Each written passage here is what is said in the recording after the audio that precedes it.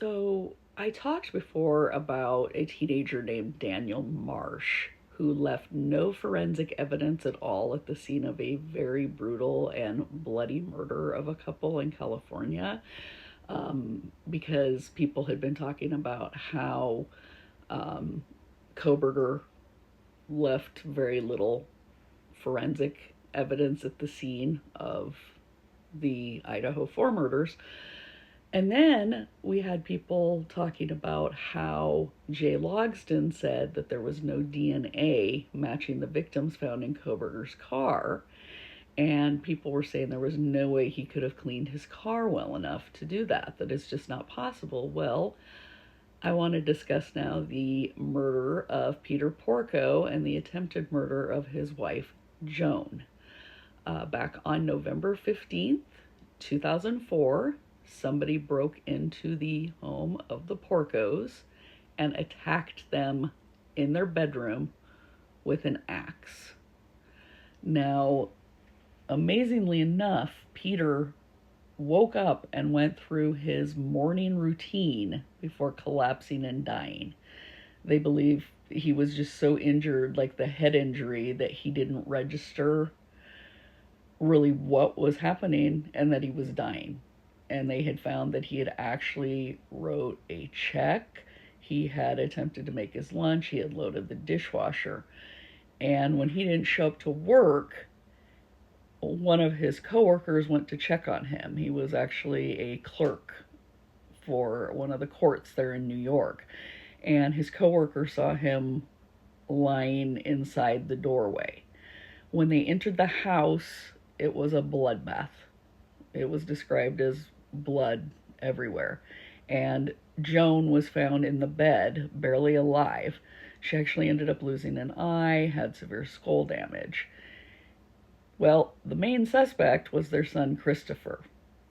He was a college student who was 200 miles away and claimed that he couldn't have done it because he was seen sleeping in a lounge in his dorm at college. Well, that story soon started falling apart.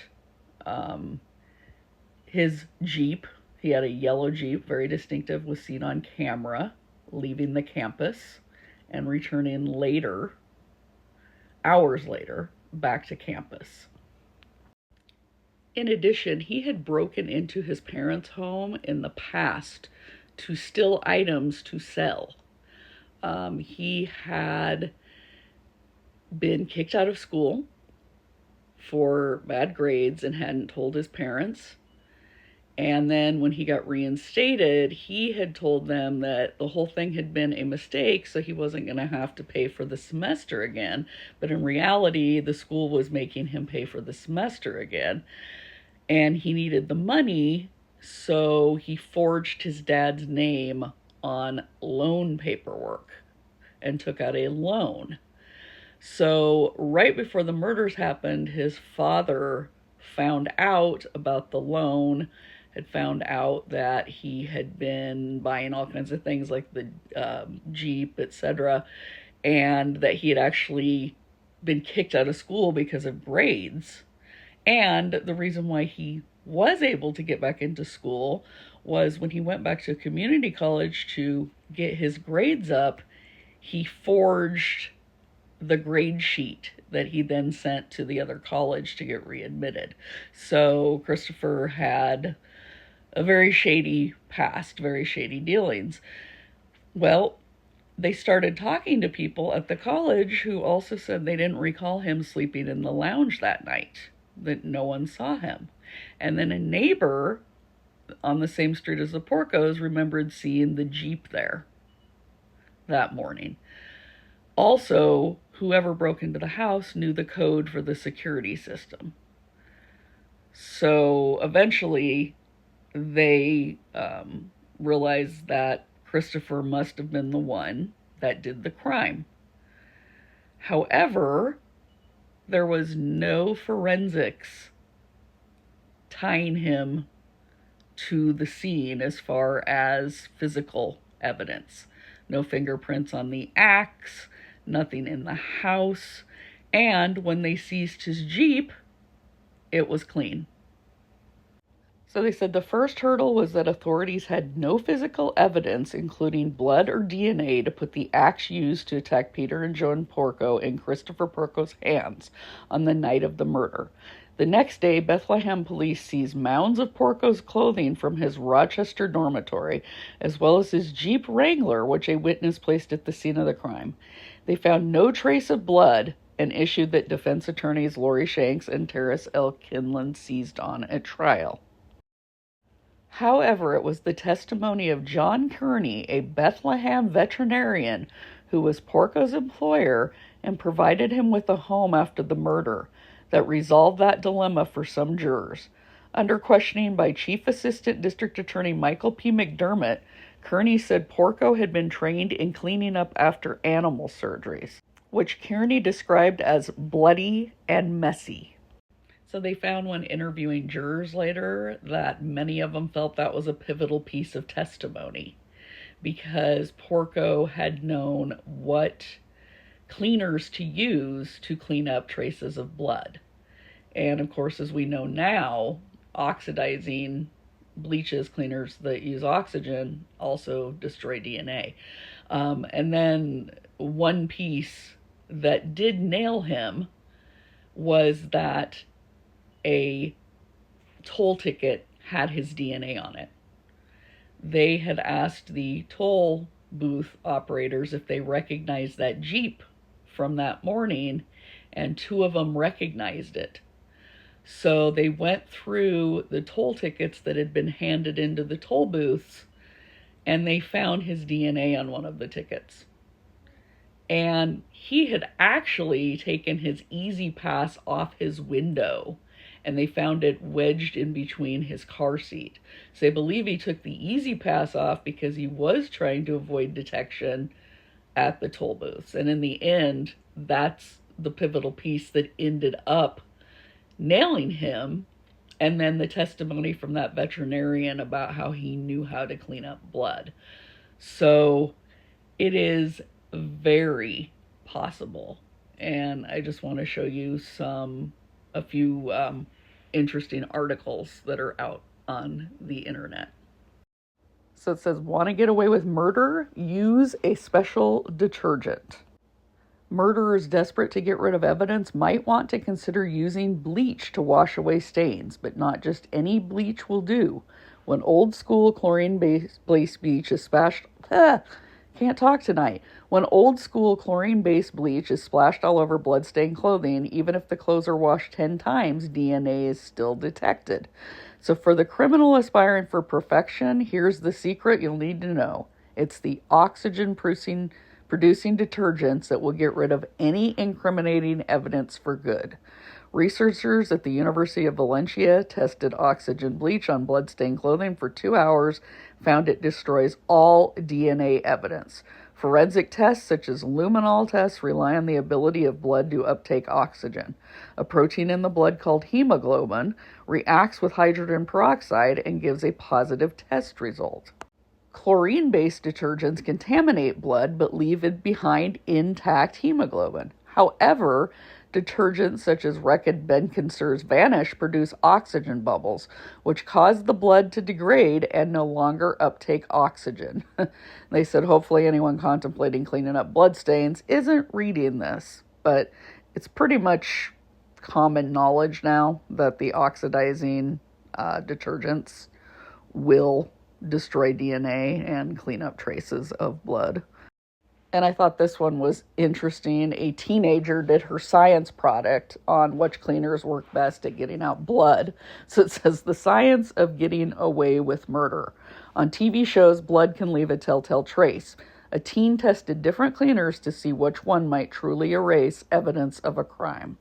So it says one regular viewer of shows like CSI and NCIS, etc., decided to take her fandom to the next level, the lab. Bryn Myers did her own forensic test to find which popular cleaner can truly get rid of dried blood.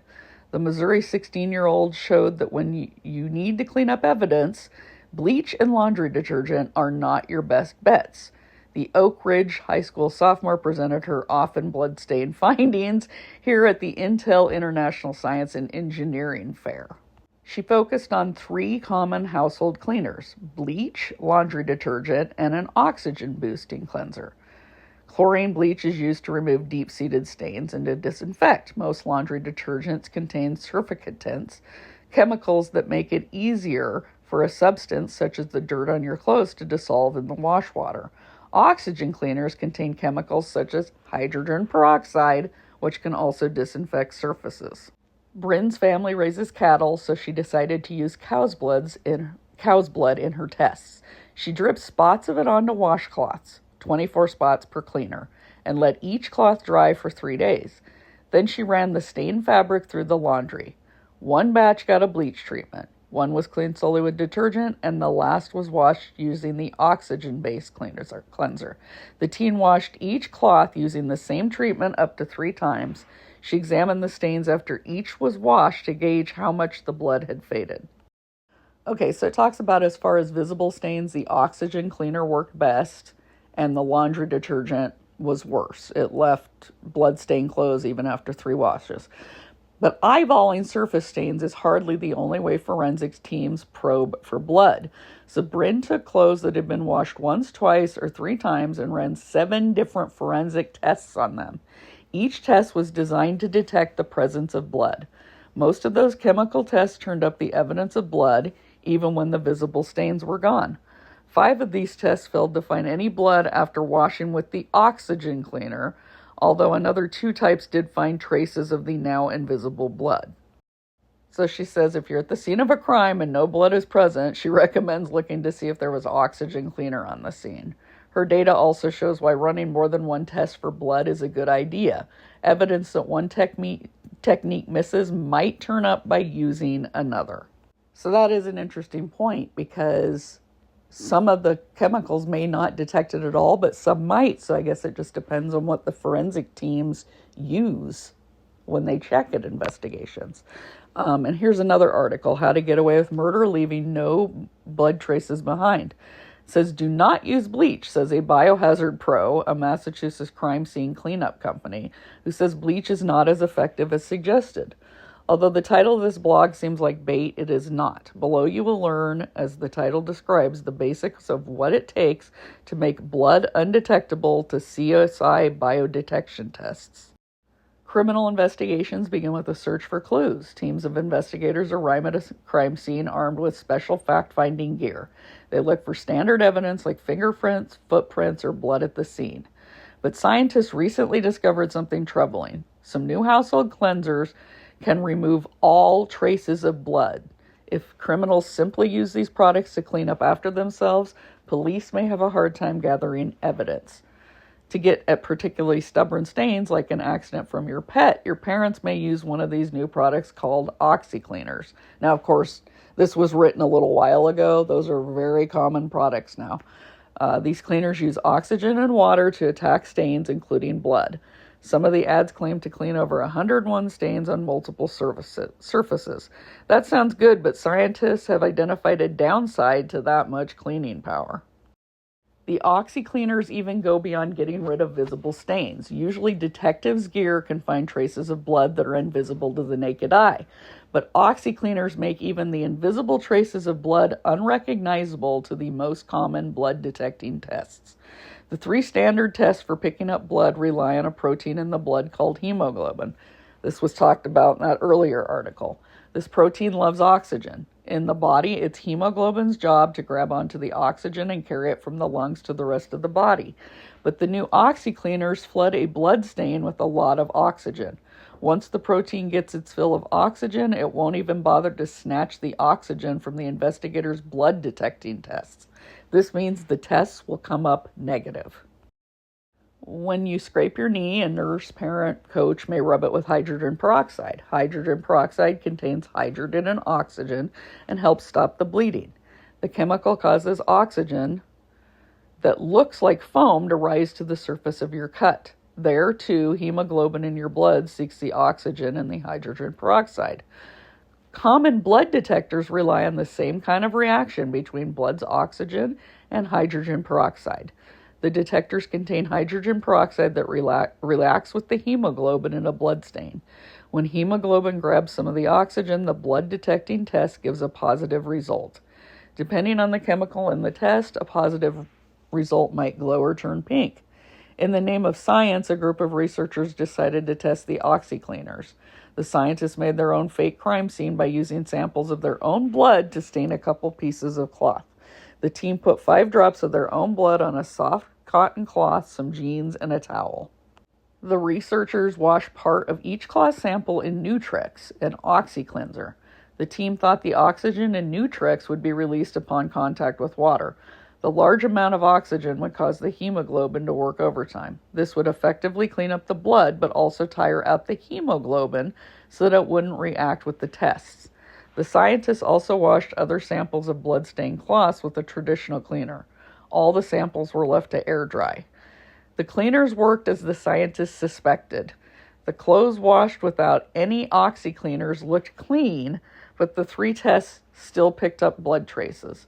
But after an oxy wash, the other sample fabrics looked spotless to the naked eye and also came up clean on the blood tests. The difference, the oxygen bath given to hemoglobin exposed to the oxy-cleaners. After spending time in the presence of that much oxygen and trying to snatch it, the hemoglobin wouldn't react with the investigators' tests. Now, we all know Jay Logsdon said that there was a total lack of DNA from the victims, but we know if you parse those words, what does it really mean? Because lack of doesn't necessarily mean none, okay? Lack just means not enough. So what we don't know was there DNA traces found, but it was degraded, so it wasn't usable? Because if that's the case, then they wouldn't be able to get a match to the victims, even if traces were found. Were there blood traces found? Because if you notice, they never mentioned blood. They just said lack of DNA from the victims. So we don't know if traces of blood were found in his car or apartment or office, etc. These are things we're not going to know until trial. But I just wanted to put this out there that it is very possible to clean up a car, to clean up a house, etc., and fool the tests that law enforcement use. But also, even if they find traces, you can destroy the DNA. You can render it non-usable so that they're not going to get a match to any victims. So just food for thought.